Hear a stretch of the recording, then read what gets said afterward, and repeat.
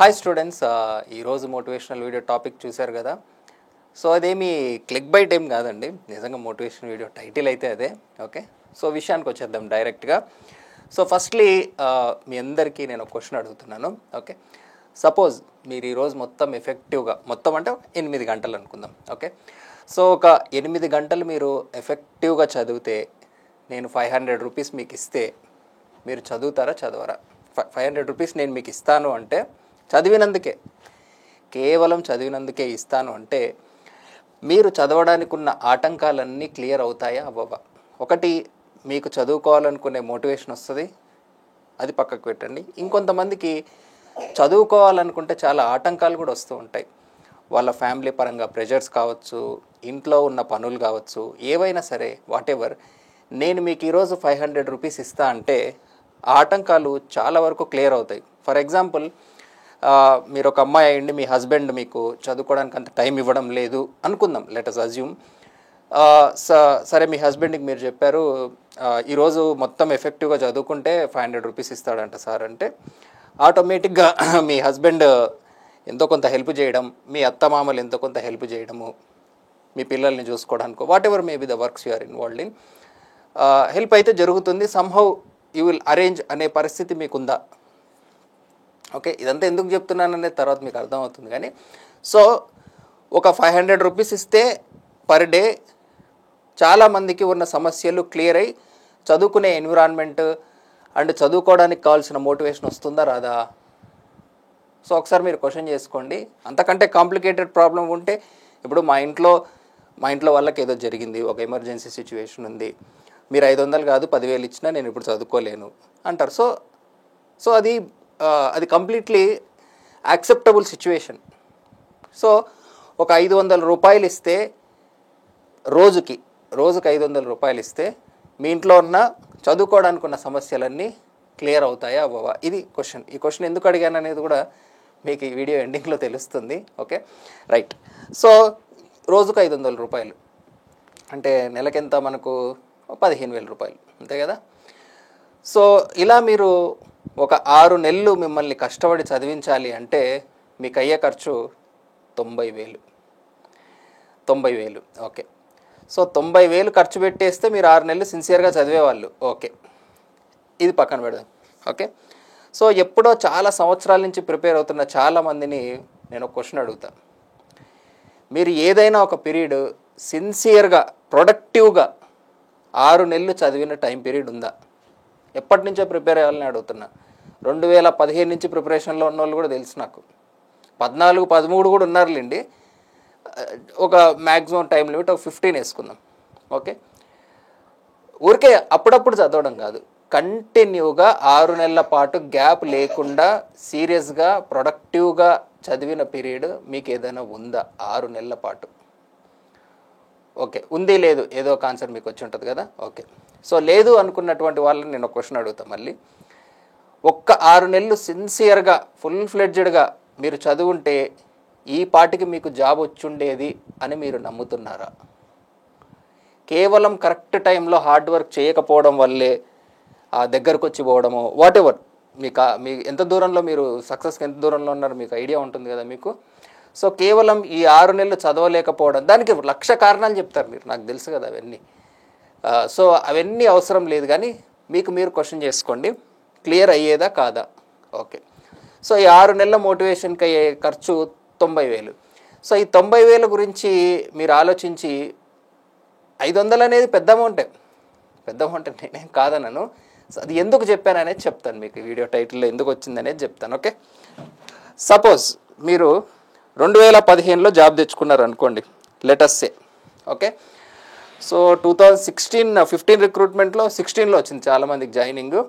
So అప్పట్లో నాకు తెలిసి ఇన్ హ్యాండ్ శాలరీ 46,000 47,000 ఉండేది. ఇప్పుడు కరెంట్ ఆ ఏడబ్ల్యూఎస్కి సిటీ పోస్టింగ్ అయితే 1,10,000 ఉంది జీతం. నా వైఫ్కి అయితే 1,10,000 ఎంతో ఉంది జీతం ప్రస్తుతానికి. So latest take only 50,000 average. Okay, యావరేజ్గా 50,000 శాలరీ అని మనం అనుకుంటే, ఎందుకంటే ఒక్కొక్కరికి ఒక్కొక్క పోస్టింగ్ ఉంటుంది, ఒక్కొక్కరు ఒక్కొక్క టైంలో జాయిన్ అయి ఉంటారు, ఇదంతా పక్కకు పెట్టేద్దాం, జస్ట్ 50,000 అనుకుందాం. ఓకే, సో 2015 అంటే 9 సంవత్సరాలు. ఓకే, సో 9 సంవత్సరాల పాటు నెలకు 50,000 రూపాయలు అంటే ఇప్పటికి ఎంత అయ్యేదండి? 54 లక్షలు. బిలీవ్ మీ, 54 లక్షలు. ఇది నేను చాలా తక్కువ అమౌంట్ వేసి చేస్తున్నా. మళ్ళీ రియల్ అమౌంట్ ఆబ్వియస్లీ దీనికంటే ఎక్కువే ఉంటుంది, రైట్?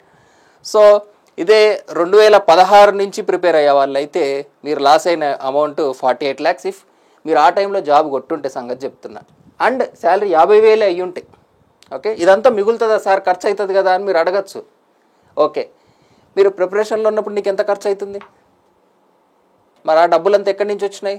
నేను ఆ లాస్ కూడా ఏం యాడ్ చేయడం లేదు. మీ స్టడీ హాల్లకైన ఖర్చులు ఇవన్నీ నేనేం యాడ్ చేయడం లేదు. 5,000 వాటెవర్ మీరు బతకడానికి అయితే నెలకు 5,000 అయితే ఖర్చు అవుతూ ఉంటుంది కదా, అది నేను వేయట్లేదు.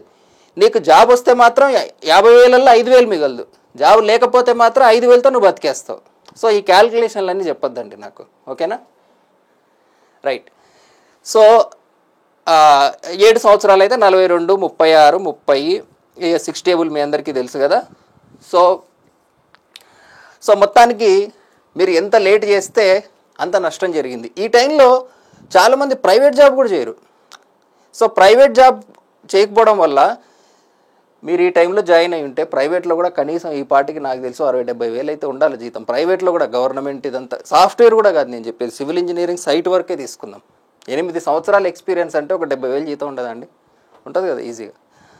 సో ఇది మీరు లాస్ అయిన అమౌంట్. కేవలం కరెక్ట్గా మళ్ళీ ఏ పని చేయకుండా ఖాళీగా ఉంటారు వీళ్ళు.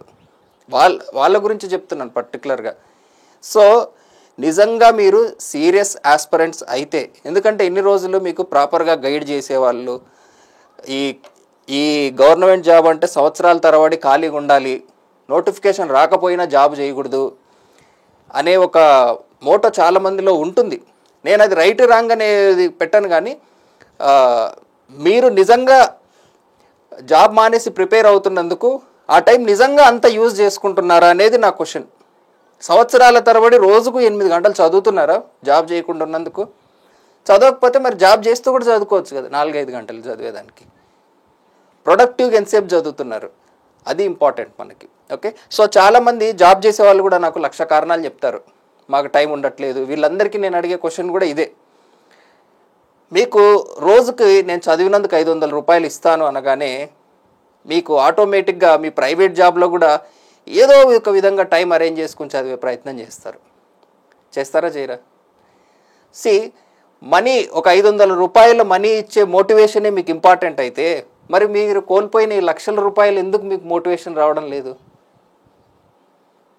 సో మీరు ఈ అటెంప్ట్ ఒక్కసారి మిస్ అయింది అనుకోండి, మళ్ళీ 3 సంవత్సరాలు వెనక్కిపడిపోతారు. ప్రస్తుతానికి ఉన్న ఏడబ్ల్యూ శాలరీ 60,000, 70,000 వాటెవర్ ఉండనివ్వండి, 50,000 వేసుకుందాం. ఓకే, సో 50,000 వేసుకున్న మళ్ళీ 3 సంవత్సరాలు అంటే మళ్ళీ మీరు లాస్ అయ్యేది 18 లక్షలు. సో ఈ 90,000 మోటివేషన్ కోసం మీరు 18 లక్షలు కోల్పోతున్నారు.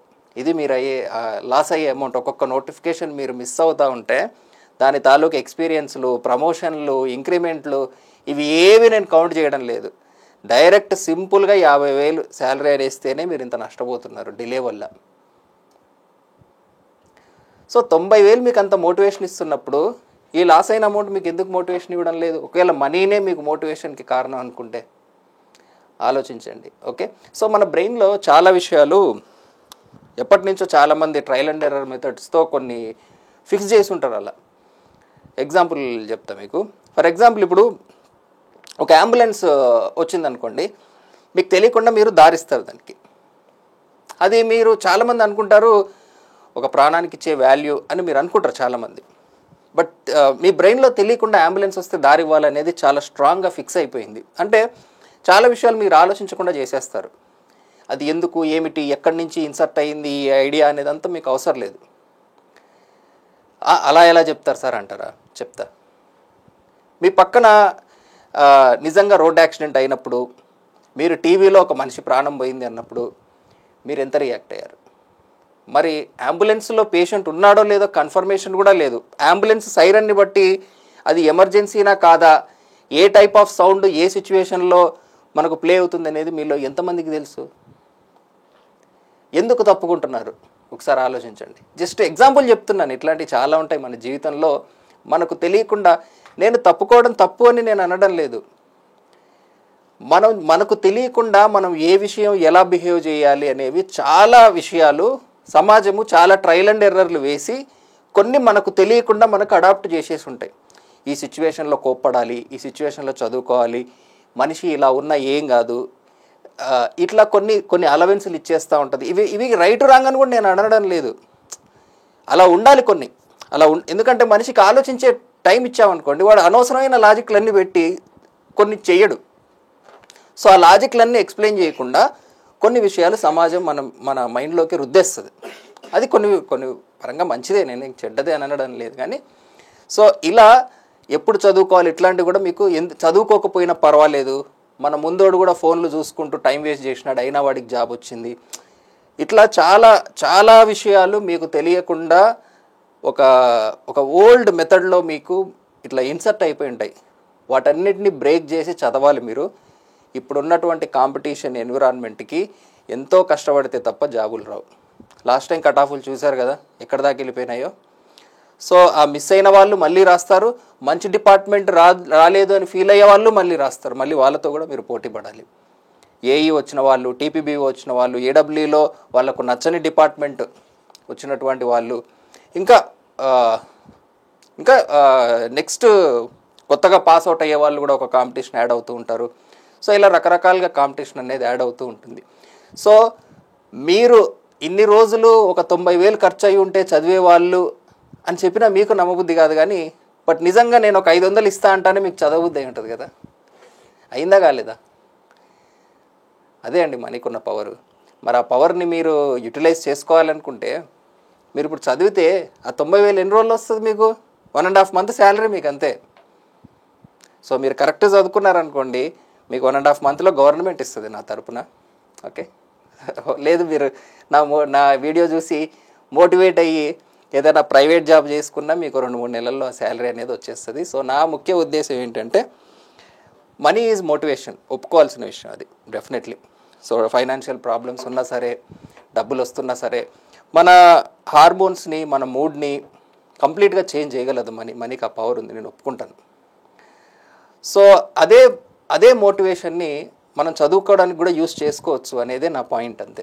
సో మీరు ఇంత డబ్బులు లాస్ అయిపోతున్నారు అనే మనీ మోటివేషన్ని యూజ్ చేసుకుందామని నేను ఈ వీడియో చేయాలనుకుంటున్నాను. సో ఐ హోప్ నా ఆలోచన మీకు నచ్చిందని ఆశిస్తూ థ్యాంక్స్ ఫర్ వాచింగ్.